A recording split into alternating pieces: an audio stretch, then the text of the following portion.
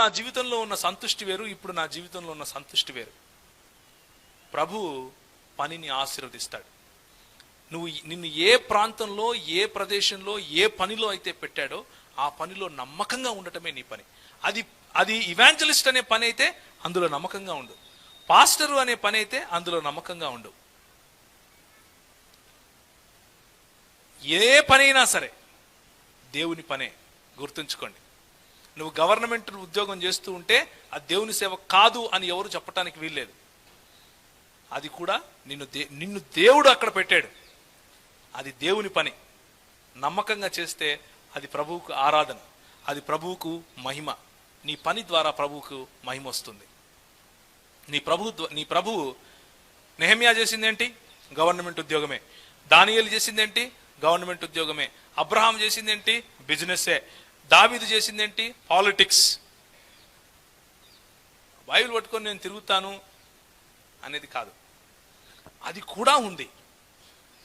అయితే సంఘము వారిని, వారి కుటుంబాన్ని సంరక్షించింది, వారిని, వారి కుటుంబాల్లో ఉన్నటువంటి అవసరతలు తీర్చింది. అలా సంఘము ముందుకు రానప్పుడు పని చేయటమే క్షేమం. పని చేయాలి. ఈ 5 విషయాలు యవనస్తులు గుర్తుపెట్టుకోండి. తొందరపడి మీ జీవితాలను నాశనం చేసుకోవద్దు. ప్రభు నన్ను పిలిచేశాడు అని చెప్పేసి మీ జీవితాలను తీసుకెళ్లి రోడ్లో పెట్టకండి. ప్రభు నిన్ను పిలిచాడు, దేనికి పిలిచాడు అని ప్రశ్నించుకోండి. మిమ్మల్ని పాలిటిక్స్లోకి పిలిచాడా? బిజినెస్లోకి పిలిచాడా? దానియేలు లాగా ప్రైమ్ మినిస్టర్ లాగా పిలిచాడా? యోసేపు లాగా పిలిచాడా? దావీదు లాగా పిలిచాడా రాజు అవ్వటానికి? నెహెమ్యా లాగా పిలిచాడా ఒక చేత కత్తి పట్టుకుని ఇంకొక చేత దేవుని మందిరాన్ని కట్టడానికి?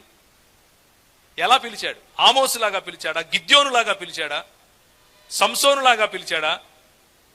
పౌలులాగా పిలిచాడా? పేతురులాగా పిలిచాడా?